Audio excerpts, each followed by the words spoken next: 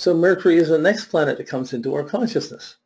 So first we're going on feelings, memories, simply links to mom is there, is not there, feels good, is nurturing, hungry, not hungry, body moving, basic habits.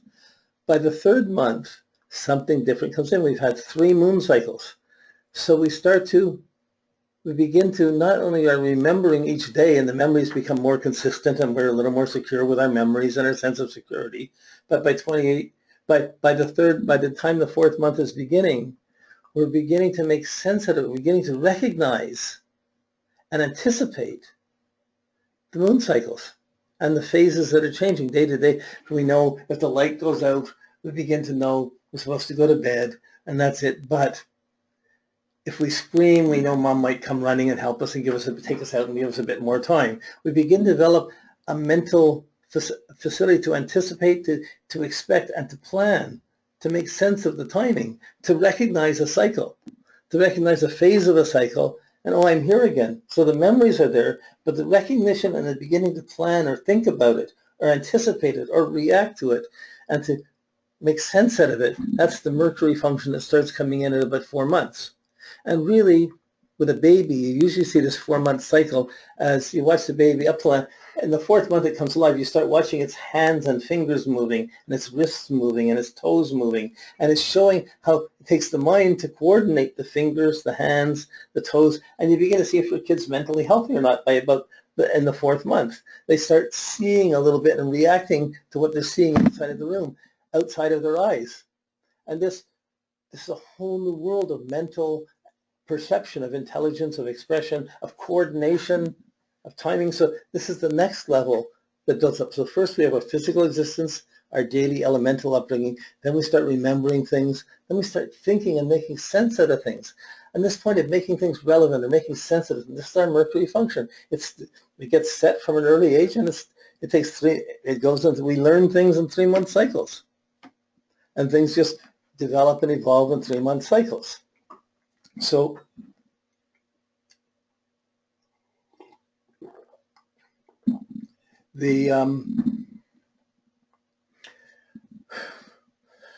so from that point on, every 3 months is a Mercury cycle, and we're picking up things and we're learning things and we're seeing things differently. We're making new associations to the basic patterns, and we're observing anything that's different or new around it, making sense of things. This is Mercury. After 3 cycles of Mercury, a little bit more than 3 cycles of Mercury, Venus is 10-month cycle. In 10 months, at the 10-month cycle, we experience the first Venus cycle, the completion of the first Venus cycle, and we become aware up till now we've had, this is going to happen, that's going to happen, we're anticipating this, we develop a logic and we're seeing the pattern of what happens.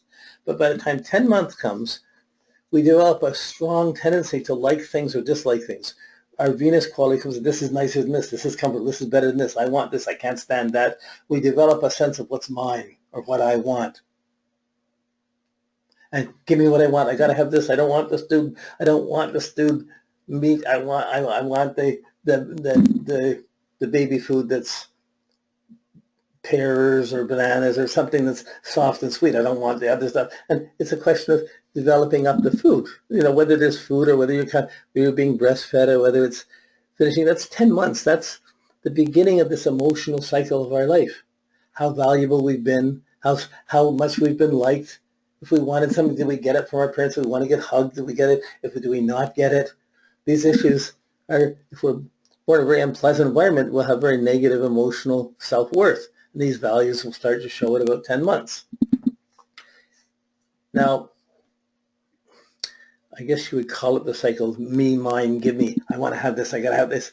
But it's still very young time. But still the sense of values and what do I like and don't like starts to become firmly established and part of the consciousness of the person. So they not only have their feelings, they have their thinkings, they have their emotions about what they like or not like.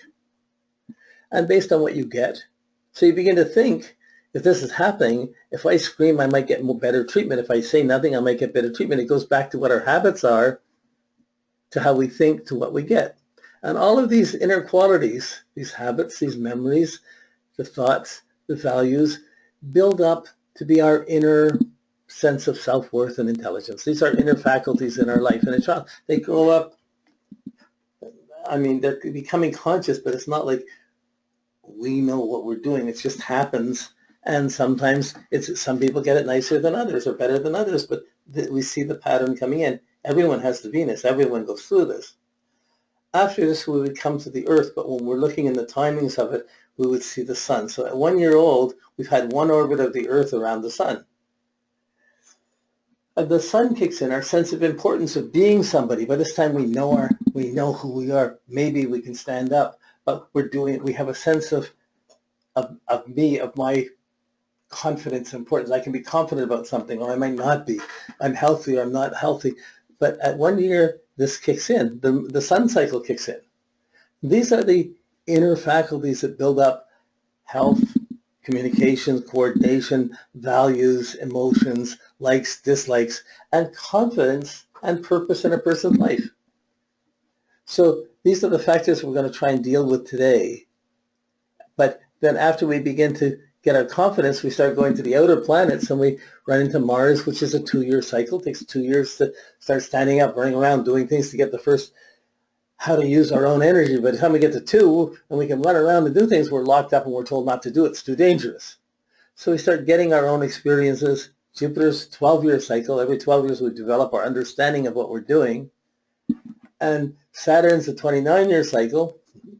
And in 29 years, we see what we've accomplished or what we have, how strong and how much we can accomplish and what respect we've done, or we've crystallized who we are.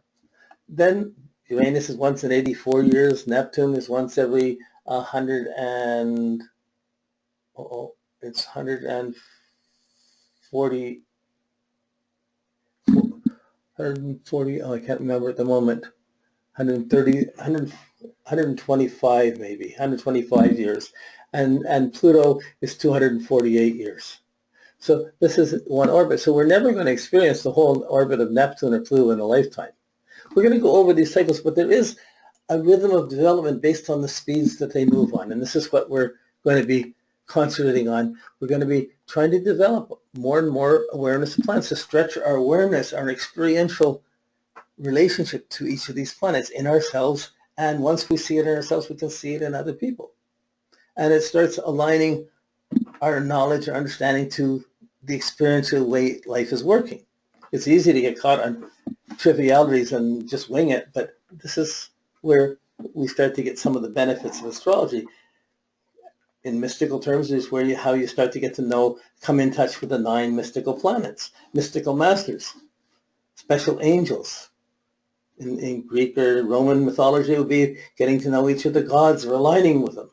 And as we align with them, they will help us in our life. If we treat each frequency properly, it will work for us better. But when it starts going wrong, boy, we have to figure out how to undo the wrong to make it work better for us. Some things we learn in 1-day cycles, some things we learn in 30-day cycles, some things we learn in 3-month cycles, some things we learn in 10-month cycles, some things we learn 1-year cycles, some in 2-year cycles, some in 12-year cycles, some things takes us 30 years to learn, some things just happen once in a lifetime, and whether we learn about it or not, they just happen.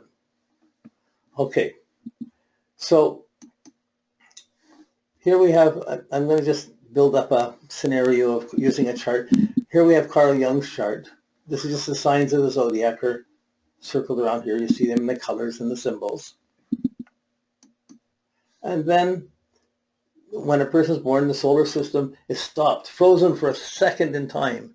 And the pattern of where the planets are, they're like alarms on a clock. They're like just marks around the wheel. And they set up a certain pattern of where each of the planets are.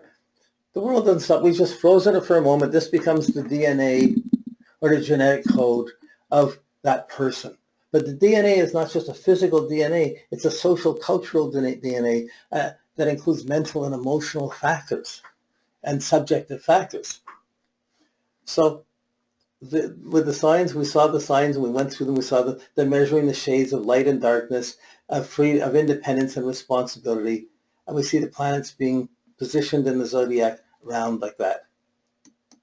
And then we haven't studied this yet, but then there's aspects relating to them. And each planet has a relationship to each of the other planets, but some of the aspects are stressful or tension and some are not. So as we put the aspects in, we can see how much tension or pressure comes to each planet in a chart, and we can see how that sign of the zodiac comes in, affects that planet, and what difficulties or stresses will be involved with it. So one level of working with the chart. At the same time, the hours of the day, we kind of measure them in shades of white and gray. But here would be the 12 houses. And the planets are in a specific position in a certain house based on what time of day and where the planet was in its relations with the solar system at that moment of birth, and the planets would be put in the houses. And in the Western way, generally people are interpreting the planets in the houses and then figuring the signs and adding the other things. But then the aspects are the same. You see the same aspects are there, and you see where the pressures or problems come up. So this is a technical drawing that shows you the signs. So the signs, the houses, the planets, and how they're set up. We see them in a chart all put together. Here they're being shown as separate layers. Okay.